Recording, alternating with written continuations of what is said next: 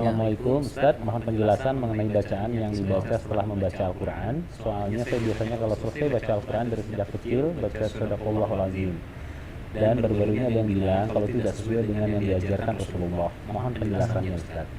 Jadi biasanya sejak kecil mengakhiri setelah bacaan Quran Sadaqallahul Azim. Sekarang ada Ustadz. Ada Ustadz bahwa itu tidak sesuai dengan yang diajarkan Rasulullah. Ini persoalan ini persepsinya begini ya. Persepsi itu harus kita kembalikan kepada konteks hukum syariat. Di syariat itu begini, ada yang langsung perbuatan dicontohkan dan dalil seperti sholat.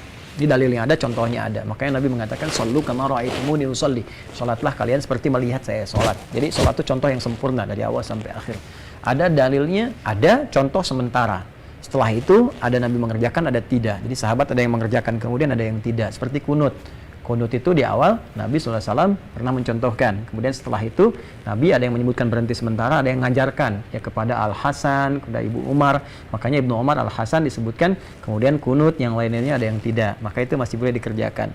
Ada yang dalilnya ada, tapi contoh tidak ada. Ini menarik nih. Ada dalilnya, contohnya tidak ada misalnya. Nah ini ada lagi yang spesifik seperti misalnya zakat. Dalilnya kan ada zakat. Nah sekarang saya tanya, kalau zakat fitri dikeluarkan nih, pakai apa? Pakai uang. Uang kan alternatif ya, walaupun ada perdebatan di situ. Nah tapi yang sering kita keluarkan selain uang apa?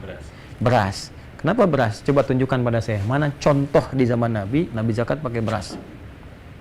Silakan cari. Itu sampai kiamat kurang 2 hari, nggak akan ketemu. Iya, pakai kurma waktu itu. Iya, karena Nabi saat itu tidak ada zakat dengan beras. Nabi zakatnya baik kurma atau gandum. Wah, ulama melihat kurma, gandum itu makanan pokok. Orang Arab dari dulu, di jahiliyah zaman Nabi sampai sekarang makanannya kurma dan gandum. Ya karena itu beliau zakat menggunakan kurma dengan gandum. Karena fitri itu dari kata futur, makanan pokok yang dimakan gitu. Jadi kita zakat menggunakan makanan pokok supaya mereka bisa makan. Untuk menunjukkan puasa selesai, hari ini makan. Saat kita makan, orang lain nggak makan. Sehingga di situ ada zakat fitri. Fungsinya membersihkan kedalaman jiwa yang paling dalam disebut fitrah. Karena itu ada yang menyebut dengan maknanya disebut dengan fitri, ada yang menyebut hikmahnya disebut fitrah. Jadi kalau orang bilang zakat fitrah itu hikmahnya. Kalau orang bilang zakat fitri itu bentuknya.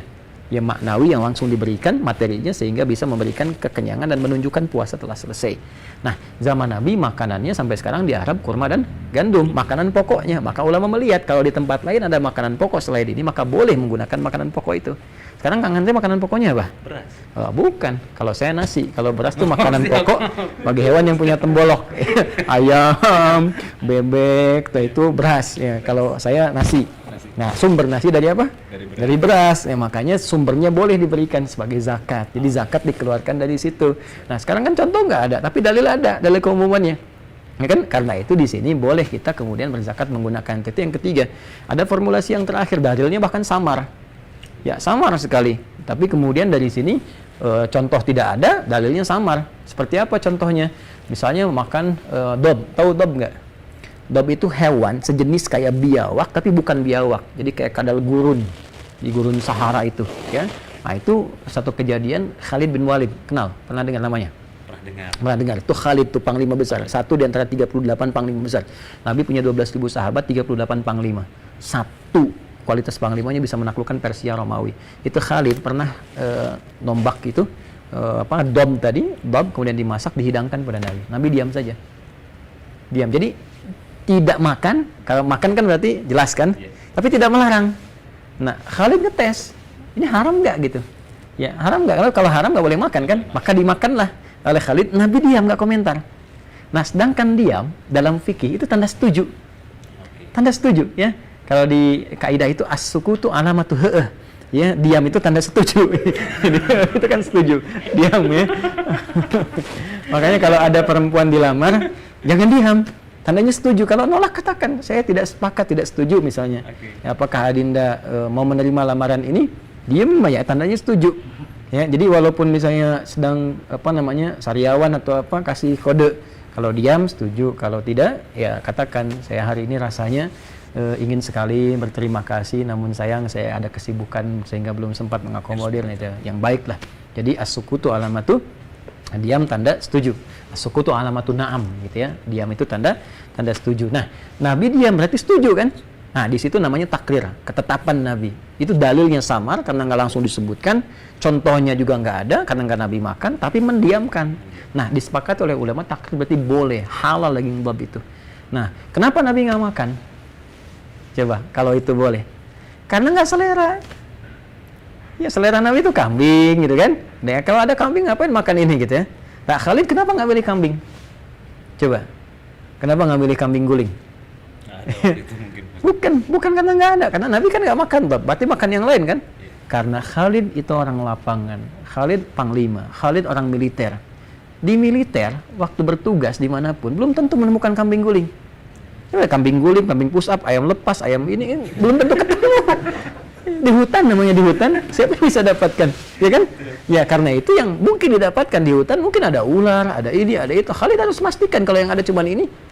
Kalau misalnya nggak tahu hukum, wah bahaya nih. Ya, nanti misalnya pas diserang tuh, serang kata musuhnya, jangan ditembak. Biarin aja, ntar mati sendiri karena bawa makan ini takut haram. Makanya takut haram, harus dipastikan hukumnya. Ya, karena itu muncul hukum kemudian dan diiyakan di situ. Jadi hukum syariat diikat dengan 4 hal ini. Ada dalilnya yang langsung, ada kemudian dengan contohnya juga, ada dalil contoh sementara, ada dalil contoh tidak terlihat langsung, tidak ada contohnya, ada yang keempat samar sifatnya sebagai isyarat. Nah, terkait dengan pernyataan ini, shadaqallahul azim gitu kan, setelah menunaikan bacaan Al-Qur'an. Ingat, bacaan Al-Qur'an itu ibadah. Tapi perbuatan setelahnya yang menutup itu bukan termasuk rangkaian bacaan Al-Qur'an. Sehingga tidak membutuhkan dalil untuk menutup itu. Ya, misalnya mau diam aja nggak ada masalah. Sekarang kalau diam misalnya, berarti nggak sesuai sunnah Nabi karena Nabi nggak ngajarin diam. Dari mana taunya Nabi diam? Sama aja kan? Maka di sini ada takrim dari ulama untuk membenarkan ajaran Al-Qur'an. Takrim itu dari isyarat Nabi. Apa isyaratnya? Buka lagi di An-Nasai. Jadi ngajinya perdalam. Buka kitab Sunan An-Nasai, jilid yang ketiga halaman 188. Di situ Nabi sering menyampaikan khutbah Jumat pembuka. Bahkan ustadz-ustadz ini pun menyampaikan sebetulnya di setiap pembuka Jumat. Fa inna asdaqal hadithi kitabullah wa khairul hadyi hadyu Muhammadin sallallahu alaihi wasallam wa kullu muhdatsatin bid'ah wa kullu bid'atin dhalalah. Ya, kadang-kadang ada tafsiran kullu dhalalatin finnar gitu kan. Fa inna asdaqal hadits kitabullah. Maka kita meyakini bahwa perkataan firman yang paling benar mutlak adalah kitab Allah. Asdaq itu paling benar. Kalau kita ingin membenarkan apa yang disampaikan Nabi, ingin mengatakan benar ya Rasulullah, Quran itu benar, kita belokkan Al-Quran, maka kita katakan sadaqallah wa sadaqa rasuluh. Ya kan? Allah maha benar dan Rasulnya benar ketika menyampaikan. Kenapa khatib yang mengatakan sadaqallah wa sadaqa rasuluh nggak disoal? Ya kan? Nah, kalimat itu kalau kita ingin bawa untuk membenarkan Al-Quran, setelah kita baca maka kita katakan sadaqallahul azim. Seakan-akan kita takrim dan mengamalkan apa yang ditunjukkan oleh Nabi ketika Nabi mengatakan fa inna asdaqal hadithi kitabullah. Yang paling benar, yang harus kita yakini, kita amalkan adalah kitabullah, itu Al-Quran. Maka kita baca Al-Quran, begitu kita baca, yang kita baca itu bukan sekedar baca, karena bukan kitab biasa. Maka kita yakini ini kebenarannya, ini harus kita amalkan, maka kita ungkapkan dengan lisan kita sadaqallahul azim, dari mengambil dari isyarat Nabi, dari kalimat tadi. Dari itu ulama yang meriwayatkan sampai dengan ke kita, ulama mempraktikkan. Ya kan? Jadi tidak ada masalah di sini. Kita nggak bisa hukumi bidah. Bidah itu terkait dengan ibadah. Ibadah itu saat bacaan Qurannya. Sementara ini di luar Al-Quran. Ya kan? Kan nggak ada contohnya dari Nabi. Ingat Joni, jadi kan setiap hukum itu kan ada 4 tadi itu. Ya, nggak semua kalau nggak ada contoh nggak dikerjakan. Sekarang kita balik tanya, contohnya apa coba? Kan nggak ada. Dari situ kita ambil isyarat takrim untuk memuliakan Al-Quran, diambil tadi dan tidak bertentangan dengan syariat. Jadi ngajinya kita perdalam lagi dalam konteks itu. Tak kira demikian ya.